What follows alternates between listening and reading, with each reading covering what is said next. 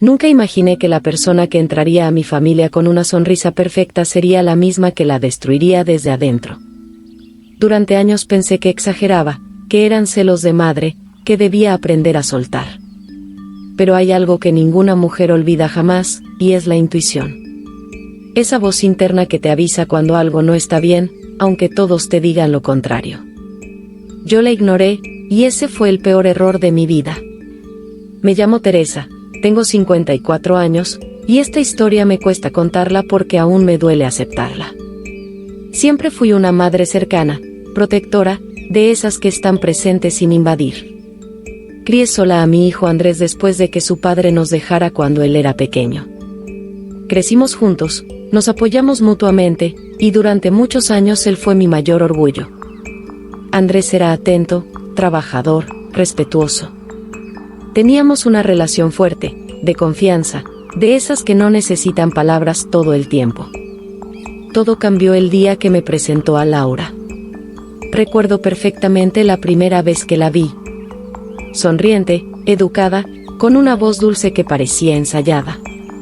Me abrazó como si me conociera de toda la vida y me dijo que yo había criado a un hombre maravilloso. Esas palabras me tocaron el corazón. Pensé que mi hijo había encontrado a la mujer indicada. Quise creer que así era. Al principio todo fue normal. Andrés seguía llamándome, seguía visitándome los domingos, seguía contándome cosas de su trabajo. Pero poco a poco, sin que yo pudiera señalar un momento exacto, algo empezó a cambiar. Las llamadas se hicieron más cortas. Las visitas, más espaciadas. Cuando venía, siempre estaba pendiente del teléfono. Y cuando yo le preguntaba si todo estaba bien, me decía que sí, que solo estaba cansado. Laura siempre estaba ahí, sonriendo, sirviendo café, escuchando en silencio. Nunca decía nada fuera de lugar. Nunca levantaba la voz. Nunca discutía frente a mí. Pero había algo en su mirada que me incomodaba. Una sensación difícil de explicar, como si me observara midiendo cada palabra que yo decía.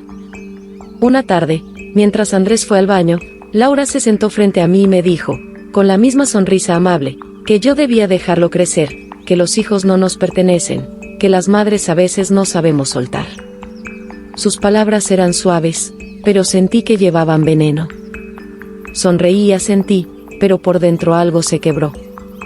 Con el paso de los meses, Andrés empezó a cambiar de verdad. Ya no era el mismo. Estaba más callado, más tenso. Perdió peso. Evitaba mirarme a los ojos cuando hablábamos. Una vez le pregunté si estaba bien, si necesitaba algo, y me respondió con una frialdad que nunca le había escuchado. Me dijo que no me metiera donde no me llamaban. Esa frase me dejó sin aliento. No por lo que decía, sino porque no sonaba a él. Intenté hablar con Laura. Le dije que notaba a Andrés diferente, que me preocupaba. Ella me tomó la mano y me aseguró que todo estaba bien, que él estaba feliz, que yo debía confiar en ellos. Me habló como si yo fuera una niña confundida. Y lo peor es que todos a mi alrededor parecían estar de acuerdo con ella. Amigos, familiares, incluso mi propia hermana me decían que estaba exagerando, que eran cosas de madres. Pero una noche, Andrés llegó a mi casa sin avisar. Tenía los ojos rojos, la voz temblorosa. Me dijo que solo quería sentarse un rato, que necesitaba silencio. Mientras tomábamos té, noté marcas en su brazo. Cuando le pregunté qué era eso, se cubrió rápidamente y dijo que había sido un accidente. No insistí, pero esa imagen se me quedó grabada. Días después, recibí un mensaje de un número desconocido. Solo decía una frase. Decía que dejara de meterme en la vida de mi hijo si no quería arrepentirme.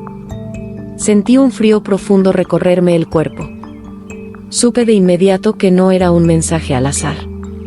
Alguien sabía lo que yo pensaba, lo que yo sentía, lo que yo sospechaba. Esa noche entendí que no solo estaba perdiendo a mi hijo. Alguien estaba trabajando activamente para alejarlo de mí. Y aunque todavía no tenía pruebas, Una certeza empezó a formarse en mi interior. Laura no era quien decía ser. Y si no hacía algo pronto, tal vez ya sería demasiado tarde. Aquí terminó la calma. Y fue justo cuando empezó el verdadero miedo.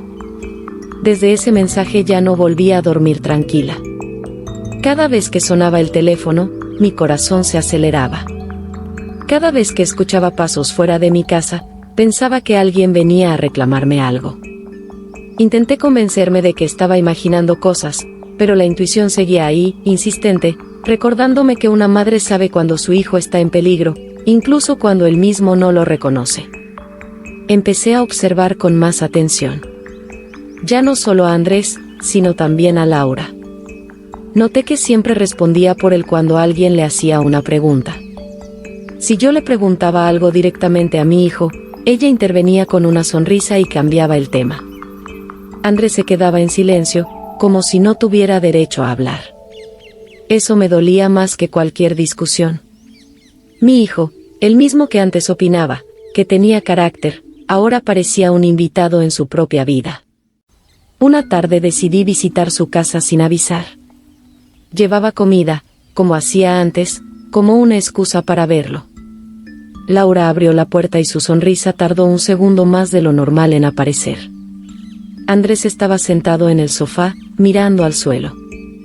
Cuando me vio, se levantó nervioso. Laura dijo que no era buen momento, que estaban ocupados, pero yo ya había entrado. El ambiente se sentía pesado, como si hubiera interrumpido algo que no debía haber. Mientras hablábamos, noté que Andrés evitaba decir cualquier cosa que pudiera contrariarla. Si yo hacía un comentario, él miraba a Laura antes de responder. Cuando me fui, lo abracé y sentí su cuerpo tenso, rígido. Me susurró que luego hablaríamos.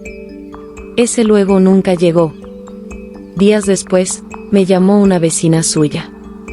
Me dijo que había escuchado discusiones fuertes, gritos, objetos rompiéndose. Me dijo que estaba preocupada, que Andrés no parecía estar bien. Le pedí que no dijera que había hablado conmigo. En ese momento entendí que no era la única que veía algo extraño. No estaba loca. No estaba exagerando. Intenté hablar a solas con mi hijo. Lo invité a caminar, como hacíamos antes. Al principio se negó, pero luego aceptó. Caminamos en silencio durante varios minutos. Cuando por fin le pregunté si era feliz, se quedó quieto. Sus ojos se llenaron de lágrimas que intentó ocultar. Me dijo que estaba cansado, que todo lo que hacía nunca era suficiente, que siempre estaba fallando en algo. Cuando le pregunté quién le hacía sentir así, me pidió que no siguiera. Me dijo que si hablaba, las cosas empeorarían. Esa frase me heló la sangre. Nadie dice eso si vive en paz. Esa noche recibí otro mensaje. Decía que estaba destruyendo la vida de mi hijo con mis ideas, que si lo amaba debía desaparecer de su vida. No firmaba nadie, pero yo sabía de quién venía. Sentí una mezcla de rabia y miedo. Quise confrontarla, gritarle, exigir respuestas. Pero también tuve miedo de que eso solo empeorara todo. Empecé a investigar. Hablé con antiguos conocidos de Laura, con personas que la habían tratado antes. Al principio nadie quería decir nada. Luego, poco a poco, algunas piezas comenzaron a encajar. Historias de relaciones rotas, de personas aisladas, de hombres que habían cambiado después de conocerla. Nada concreto, nada denunciable, pero un patrón inquietante. La tensión crecía cada día. Andrés dejó de contestar mis llamadas. Laura bloqueó mi número desde su teléfono. Me sentí completamente sola, luchando contra algo que no podía probar. Una tarde fui a su casa decidida a hablar, pero nadie abrió. Minutos después vi a Andrés salir con una maleta. Me miró, dudó, pero Laura apareció a su lado y le tomó el brazo. Él bajó la mirada y se subió al auto sin decir una palabra. Me quedé ahí, de pie, viendo cómo se alejaban. En ese momento entendí que estaba perdiendo a mi hijo. No poco a poco. De golpe. Esa noche tomé una decisión que cambiaría todo. Decidí que no me iba a quedar callada. Que aunque todos me dijeran que exageraba, aunque Andrés se enojara conmigo, iba a hacer algo. Porque hay silencios que protegen a los agresores, y yo ya había guardado silencio demasiado tiempo. Pero aún no sabía el precio que tendría que pagar por abrir la boca. Tomar esa decisión no me dio paz. Al contrario, me llenó de un miedo distinto, más profundo, porque sabía que una vez que empezara a hablar, ya no habría marcha atrás. Pasé la noche en vela pensando en Andrés, en su infancia, en cada momento en que lo abracé creyendo que podía protegerlo de todo. Y ahora, lo sentía más lejos que nunca, atrapado en una vida que no parecía suya. Al día siguiente fui a ver a un abogado. No para denunciar, porque no tenía pruebas claras, sino para preguntar qué podía hacer como madre. Me habló de límites, de opciones, de esperar a que mi hijo pidiera ayuda. Salí de ahí con un nudo en la garganta. ¿Cómo se espera cuando sabes que alguien que amas se está apagando poco a poco? Decidí escribirle una carta a Andrés. No un mensaje, no una llamada. Una carta escrita a mano, como cuando era niño. Le conté que no lo juzgaba, que no lo culpaba, que siempre tendría un lugar conmigo.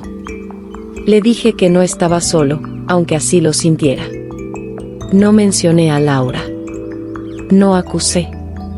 Solo le recordé quién era antes de tener miedo de hablar. Dejé la carta en su buzón y me fui sin mirar atrás. Pasaron semanas sin respuesta. Semanas de silencio absoluto. Cada día pensaba que tal vez me había equivocado, que tal vez ya era demasiado tarde. Hasta que una madrugada sonó mi teléfono. Era Andrés. Su voz era apenas un susurro. Me pidió que fuera por él.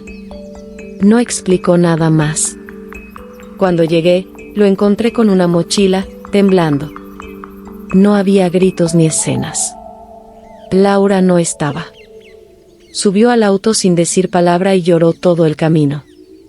En mi casa se sentó en la mesa, como cuando era adolescente, y me dijo que ya no podía más. Me contó cómo había ido perdiendo su voz, cómo cada decisión era corregida, cómo empezó a dudar de sí mismo, cómo le hicieron creer que yo era el problema, que yo quería controlarlo, que yo lo hacía sentir culpable.